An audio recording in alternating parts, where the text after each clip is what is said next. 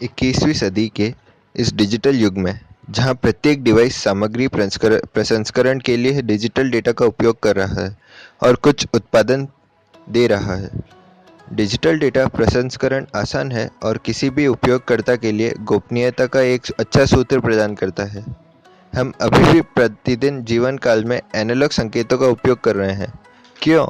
क्यों ये संकेत हमारे लिए महत्वपूर्ण है? अगर हम और अधिक कुशल डिजिटल संकेतों का उपयोग कर सकते हैं। इस वीडियो में मैं इन सभी बातों और तरीकों के बारे में बात करूंगा, जैसे कि हम कैसे एनालॉग संकेतों को डिजिटल में बदल सकते हैं।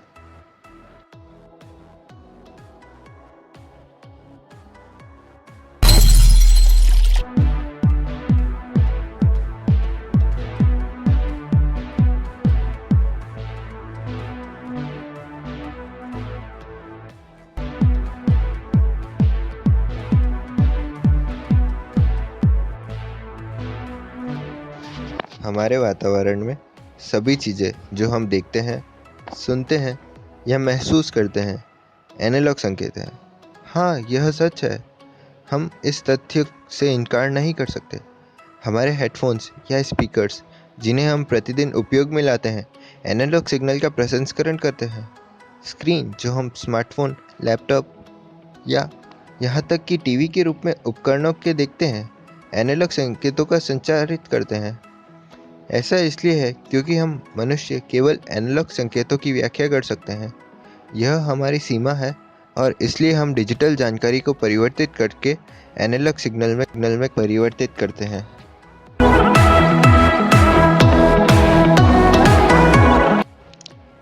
बैंडविड्थ सभी बड़े कारकों में से एक है। यह उपकरणों के बीच डेटा के संचारण के लिए कार्यबद्ध है।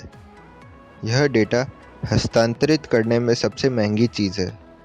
इसके अलावा डिजिटल संकेत जो अनंत बैंडविड्थ का उपयोग करके प्रसंस्करण करते हैं। दूसरी तरफ एनालॉग संकेत हैं जो डिजिटल की तुलना में कहीं अधिक कम बैंडविड्थ का उपयोग करते हैं। इसलिए हम एक दी गई बैंडविड्थ में डेटा की अधिक राशि संचारित कर सकते हैं। इसलिए हम एनालॉग को डिजिटल में परिवर्तित करते हैं।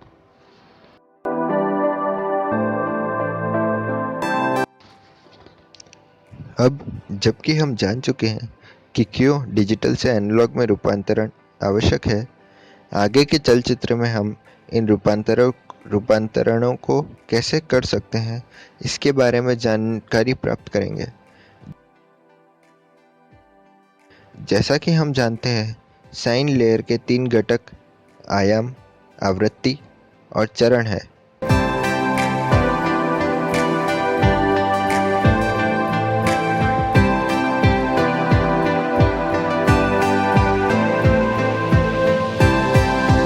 हम इन्हें एक शून्य या एक डिजिटल संकेत के एक के अनुसार जोड़ तोड़ कर सकते हैं और इन्हें एनालॉग संकेत में परिवर्तित करने के लिए इन घटकों का उपयोग कर सकते हैं। ये 3 प्रकार के होते हैं जो मुख्य रूप से इन 3 घटकों पर आधारित हैं। ये है आयाम शिफ्ट कुंजियन, आवृत्ति शिफ्ट कुंजियन,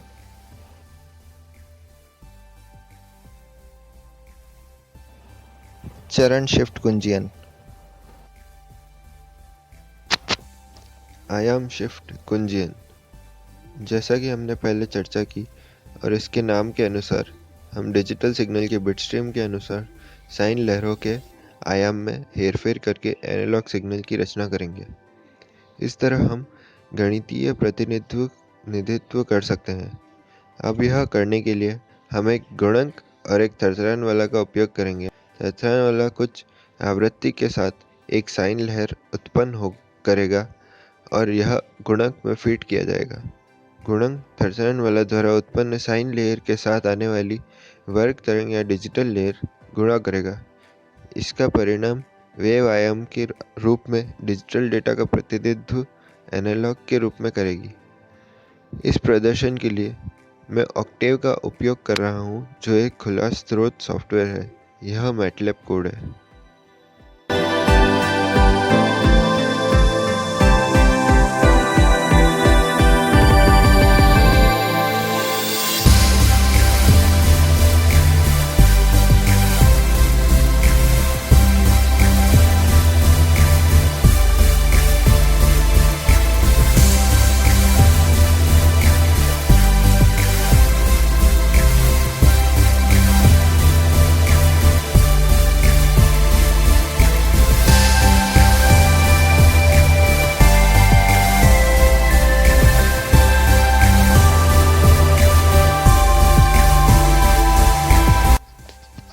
आवृत्ति शिफ्ट कुंजियन।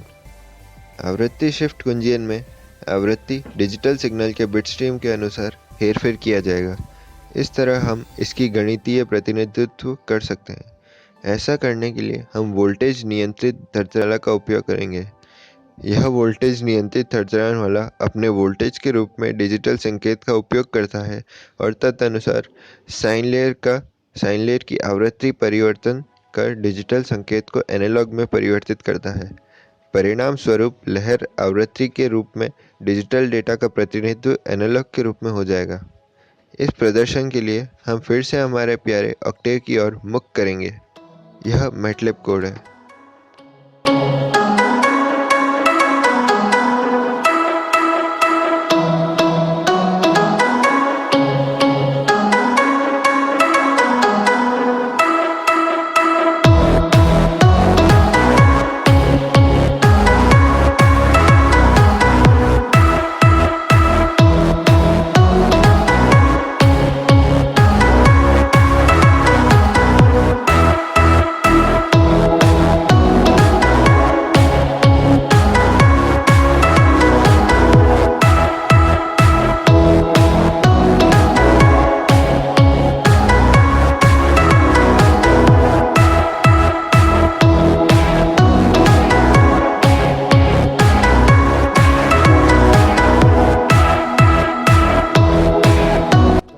चरण शिफ्ट कुंजियन।